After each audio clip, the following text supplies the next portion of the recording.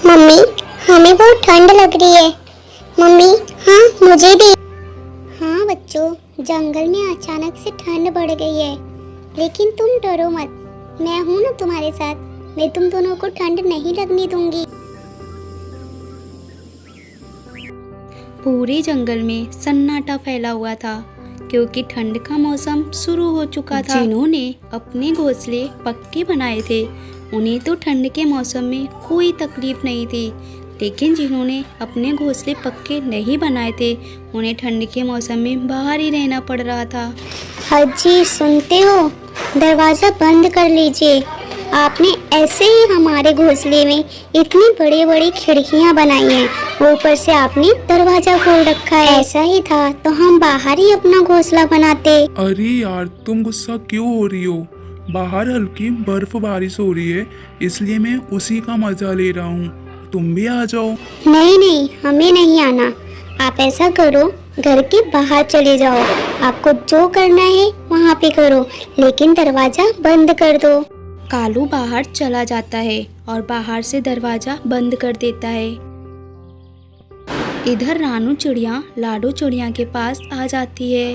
रानू, क्या हुआ? तुम यहाँ?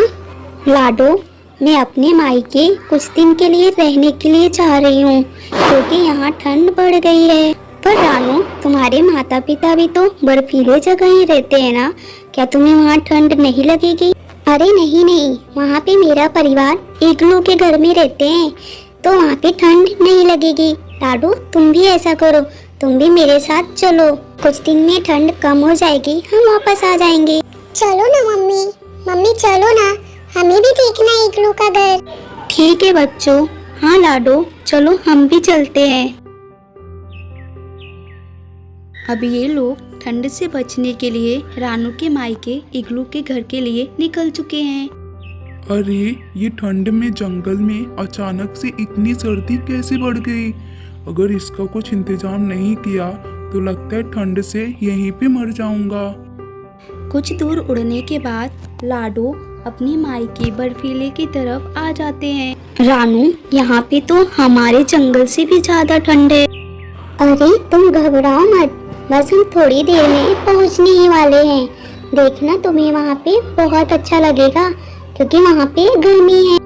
वो सब जा ही रहे थे, तभी अचानक से एक शिकारी ने उनका रास्ता रोक लिया। अरे वाह, क्या बात है! इतने ठंड में इतना अच्छा स्वादिष्ट मांस खाने को मिलेगा। वो लोग उसे देखकर डर जाती हैं। तभी बाज उन पे हमला करने वाला था, तभी वहाँ पे एक पक्षी आ जाता है। रुक जा, तू ऐसा नहीं कर सकता। तू छोटा सा पक्षी मुझे रोकेगा? हट जा मेरे रास्ते से, नहीं तो मैं तुझे भी खा जाऊंगा। वो शिकारी पक्षी जैसे ही उस पे हमला करने वाला था, एक ऊपर से दूसरा पक्षी उस पे एक नारियल गिरा देता है। ओहो, ये किसने किया? ये मैंने किया है। तेरी हिम्मत कैसे हुई यहाँ पे आने की? मैं नहीं छोड़ूंगा तुम लोगों को। वो शिकारी पक्षी वहाँ से भाग जाता है। वो दोनों रानू और लाडो के पास आ जाते हैं। पिताजी, भैया, आप यहाँ? अच्छा हुआ आप आ गए, नहीं तो वो शिकारी पक्षी हमें मार डालता। ऐसे कैसे बहन, हमारे होते हुए कुछ नहीं होगा तुम्हें। पर बेटी, ये कौन है तुम्हारे साथ? मैंने तो इसे पहले कभी नहीं देखा। हाँ पिताजी, इसका नाम लाडो है और ये हमारे साथ जंगल में ही रहती थी। ये दोनों इसके बच्चे हैं। ठीक है बेटा, अब जल्दी चलो, बाहर बहुत ठंड है। हम जल्दी से अपने घर इग्लू वाले घर में चलते हैं। सारे वहाँ से जल्दी जल्दी इग्लू के घर के पास आ जाते हैं। सारे अंदर जाते हैं, तभी लाडो बोलती है, रानू, इस घर में तो एक भी दरवाजा नहीं है, फिर भी ठंड नहीं लग रही है, ऐसा कैसे? अरे बेटी, ये ऐसा ही है। अंदर की गर्मी अंदर ही रहती है, जिससे बाहर का हवा अंदर नहीं आता। और हाँ लाडो बेटी, इस इग्लू वाले घर में हमारे अलावा और कोई भी शिकारी पक्षी नहीं आ सकता। लाडो और लाडो के बच्चे भी अब इग्लू वाले घर में आकर बहुत खुश थे, क्योंकि यहाँ पे उन्हें ठंड नहीं लग रही थी। माँ, हमें बहुत भूख लगी है। बच्चों, थोड़ी देर रुक जाओ, मैं सबके लिए गर्मी गर्म समोसे बनाती हूँ। माँ, जब तक नानी समोसे बनाती है, हम बाहर खेलने के लिए जाएं? ठीक है बच्चों, जाओ, लेकिन ज्यादा दूर मत जाना, इधर पास में ही खेलना। बच्चे बाहर खेलते हुए बहुत खुश थे। नानी ने सबके लिए गर्मा गर्म समोसे बनाए।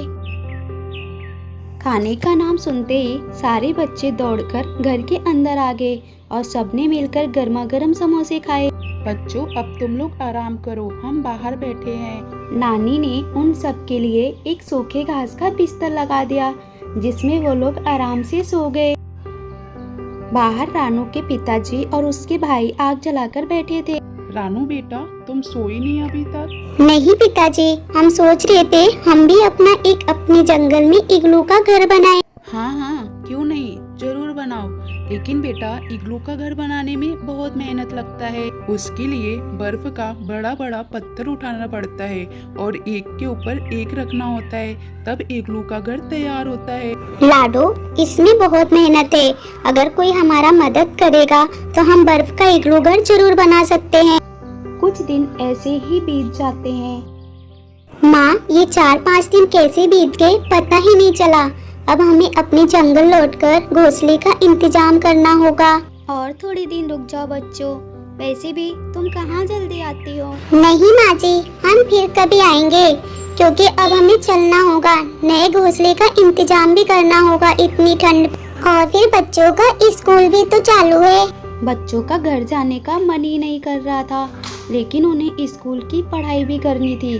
अब सारे मिलकर अपने घर की तरफ निकल जाते हैं। अच्छा, अब तो तुम वापस जा रहे हो।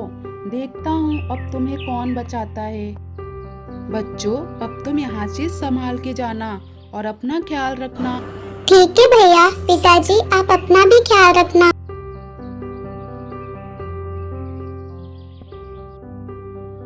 सारे वापस अपने जंगल में आ जाते हैं। रानू, क्यों ना हम भी अपना इग्लू का घर बनाएं? वो दोनों आपस में बात कर ही रहे थे, तभी भूरा कौवा वहाँ पे आ जाता है। अरे भूरे भैया, तुम यहाँ पे क्या कर रहे हो? मैं अपने लिए एक घर बनाने वाला हूँ, लेकिन बाहर ठंड इतनी ज़्यादा है कि लकड़ियाँ ढूंढने में परेशानी हो रही है। भूरे भैया, तुम ऐसा क्यों नहीं करते? घर बनाने में हमारी मदद करो और लकड़ियाँ ढूंढने की भी तुम्हें कोई जरूरत नहीं है। क्या? पर ऐसे कैसे हो सकता है? हम एक इग्लू घर बनाएंगे। बर्फ का इग्लू घर? वो कैसे बनेगा? भूरे भैया, बर्फ उठाने में बस तुम हमारी मदद करो, आगे हम देख लेंगे। जैसे जैसे रानू और लाडू ने भूरे कौवे को कहा, वो वैसे ही कर रहा था और वो जहाँ पे बोलती वो बर्फ वहीं पे रख देता।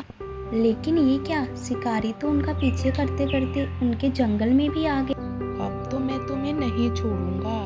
और कुछ दिनों में इन दोनों का इग्लू घर बनकर तैयार हो गया। तभी वहाँ पे गोरी और कालू कौवा भी आ जाता है। अरे वाह, क्या घर बनाया है। लाडो का देखकर एक एक करके सारे पक्षियों ने अपना इग्लू का घर बना लिया। तभी वहाँ पर शिकारी पक्षी आ जाता है और उसको देखकर सारे पक्षी भागने लगते हैं और सारे अपने अपने घर में छुप जाते हैं। लेकिन शिकारी चिल उनके घरों को तोड़ने की कोशिश करने लगा। अरे ये क्या, ये तो टूट ही नहीं रहा। ये घर तो बहुत पक्के हैं। मैं एक काम करता हूँ, मैं यहीं पे इनका इंतजार करता हूँ। वो शिकारी पक्षी बाहर उनका इंतजार कर रहा था, लेकिन वो लोग तो मस्त अंदर आराम से बैठे थे। फिर क्या, शिकारी पक्षी ठंड से मर जाता है और सारे पक्षी उस शिकारी पक्षी से आजाद हो जाते हैं।